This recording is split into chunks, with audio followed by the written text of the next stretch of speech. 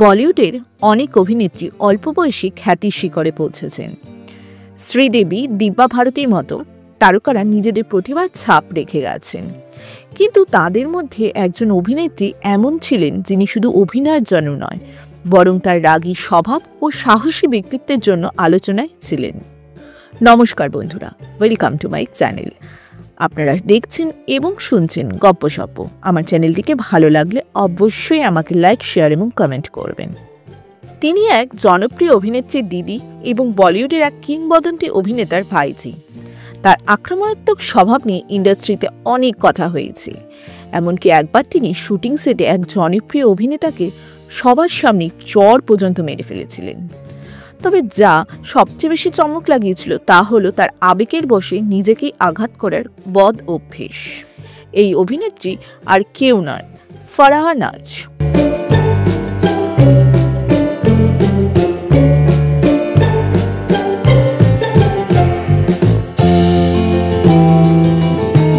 মাত্র 17 বছর বয়সে 1985 সালে জজ চোপড়ার ফার্স্টলি ছবির মাধ্যমে তিনি বলিউডে পা রাখেন।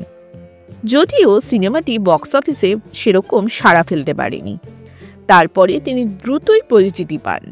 এরপর রাজেশ খান্না, ধর্মেন্দ্র, ঋষি কাপুর, বিনোদ খান্না, মিঠুন চক্রবর্তী, সঞ্জয় দত্ত, অনিল কাপুর, সানি দেওল, গোবিন্দা এবং আমির খানের মতো বড় বড় তারকাদের সঙ্গেও কাজ করেন। তবে তার ব্যক্তিগত জীবন ও বিতর্কিত ঘটনাগুলো তার কেরিয়ারেও ওপর প্রভাব ফেলে। একবার এক সাক্ষাৎকারে ফারাহ জানান তিনি দুবার নিজের কবজি কেটেছিলেন, আত্মহত্যার উদ্দেশ্যে নয়, বরং নিজের হতাশা প্রকাশ করতে। তিনি এও জানিয়েছেন, কেউ কবজি কেটে মরে না। আমি জানি আমার পরিবার আমাকে মরতে দেবে না, কিন্তু যখন মা, বাবা, বোন এমন কিছু কথা বলে যা আমি সহ্য করতে পারি না, তখন আমি হাত কেটে ফেলি এবং আমি বুঝতেই পারি না কিভাবে ব্লেডটা আমার সামনে চলে আসে। কবজি কাটার ব্যথা তখন ততটাও অনুভব হয় না, বরং এটা আমাকে সাময়িকভাবে মানসিক যন্ত্রণা থেকে কিছুটা হলেও দূরে রাখে। তার রাগের কারণ বলিউডে বেশ কিছু বিতর্কেরও সৃষ্টি হয়। 1989 সালে কসম ভার্ডি কি ছবির শুটিংয়ের সময় সহ অভিনেতা চাঙ্কি পান্ডে তাকে নিয়ে মজা করায় তিনি সেটেই তাকে সপাটে চড় মারেন। সবাই হতবাক হয়ে যায়। একই বছর রখওয়ালা ছবির ব্যর্থতার পর অনিল কাপুর বলে, ছবিতে যদি মাধুরী দীক্ষিত থাকতেন তবে সিনেমাটি ভালো চলত। এই মন্তব্যে ফারাহ এতটাই রেগে যান যে অনিল কাপুরের দাবি অনুযায়ী তিনি তাকে হুমকি পর্যন্ত দেন।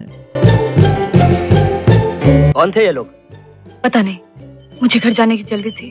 उस आदमी ने कहा चलो मैं तुम्हें लिफ्ट दे देता हूँ।